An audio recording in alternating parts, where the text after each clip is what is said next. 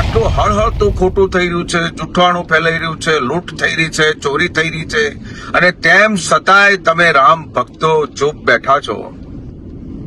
ખબર નથી પડતી કે આટલું બધું કળિયુગનું વાવાઝોડું કેમ આ ભારત ઉપર ફરી વળ્યું છે. મહંમદ ગઝનીએ સોમનાથ લૂંટ્યું અને ભારતીય જનતા પાર્ટીએ કોઈ શય શરમ વગર રામનું મંદિર લૂંટ્યું. આ દેશના વડાપ્રધાનને ઉદ્ઘાટન કરવું તો કરી દીધું, એના પછી એમના જે અંગત માણસો મૂકી અને મંદિર લૂંટવાનો જે કારસો રચ્યો એ અંધ ભક્તોને ખબર નથી.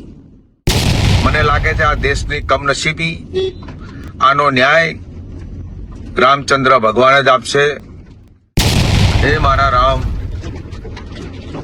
તમે ક્યાંક પડસાધારી થઈને આ દેશને બચાવો એવી તમારા ચરણોમાં પ્રાર્થના કરું.